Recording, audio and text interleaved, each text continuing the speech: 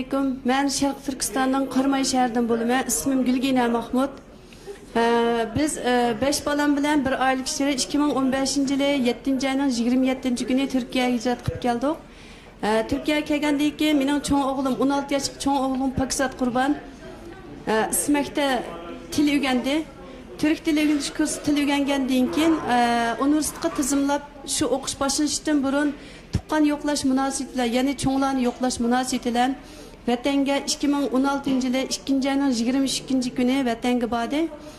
Şu o'g'lim aydirimga şu tushgan zamatla aydirimda saqlab turgan Xitoy tajovuzchilar 2 nafar Xitoy saqchisi tarafidan qo'lga ilinib, şu qo'lga ilingandan keyin Urumchida 3 kun so'roq qilingandan keyin o'zining asli tug'ilgan yurti bo'lgan Qarmay shahridagi Qarmay saqchiligiga topshirib berilgan.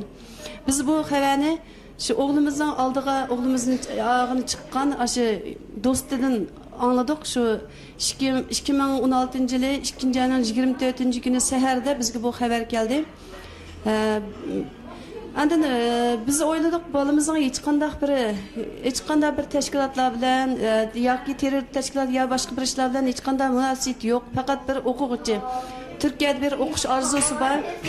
Tehi 16 yaşlık bir balam. Endi bunu azaq so'roq qilgandan keyin buni qo'yib berdi degan umidda qildik. Lekin afsus Xitoy tajovuzchilari vahshiylik bilan qiynab o'g'limni shu 1 yil Qarmayda tutib turish o'rinda tutib turib, shu jarayonda nurg'un qiyin qistoq edib o'g'limni Suriyaga berib terrorist tashkilotlarga qatnashgan degan jinoyatni ortib, uningga shu butun xalqning ko'ziga jinoyatchi ko'rsatish uchun televiziya kanalları sazoyi qilib o'g'limni 16 yoshli o'g'limni 13 yillik qamoq jazosiga hukm qilgan. Andan u yerda 1 yil 2 oy o'tgandan keyin andan Urumchidagi o'smirlar jazolash turmasiga yetkilgan. O'smirlar jazolash turmasiga yetkilib, men o'g'limning ishida o'tgan yil 9-oyda yo'l mangandim. Shu yerda bir o'g'limni qutqizish uchun har tashkilotlarga hammaga xat yozib shu yerga yo'l mangandan keyin o'g'lim 1 oydan keyin Urumchidagi 3-turmaga, ya'ni siyosiy jinoyatchilarni qamaydigan 3-turmaga yetkilgan. Men shuningda xabar topdim, lekin uningdan keyingi ahvolini xabarim yo'q. Mening o'g'lim 10 yoshdan boshlab shu bokschilikda nima qilgan, tantarbi chiniqqan, nihoyatda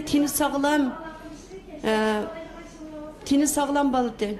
Men endi shu Xitoy hozir dunyodagi eng chong ichki organlar setish jinoyatini yurgizayotgan bir davlat.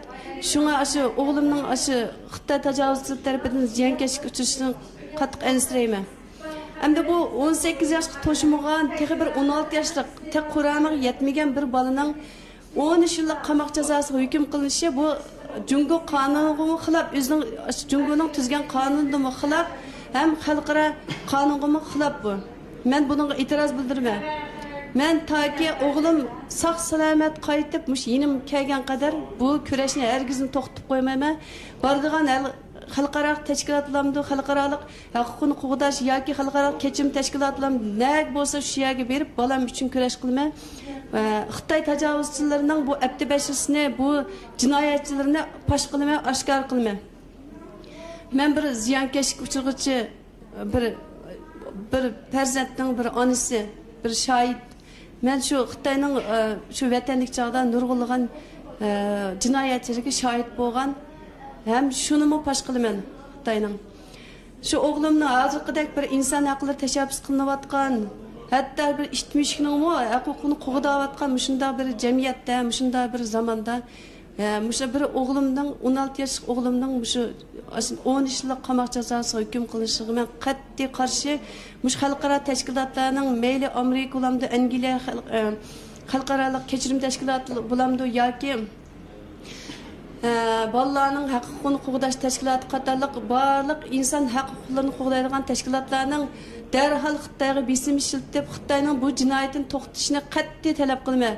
Xitoy hech qanday insonlikqa yot bir jinoyat o'tkazyapti. Xitoyning yurgizgan bu jinoyatlari hatto Ikkinchi dunyo urushidagi Gitlerning natsistlar armiyasining yahudilarni bostirish, o'ldirish uchun qilgan jazo lagerida qurib shularni qirg'in qilgandan dahshat ishib ketdi.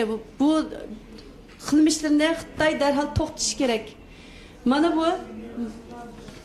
bu rasmdagisi mening o'g'lim.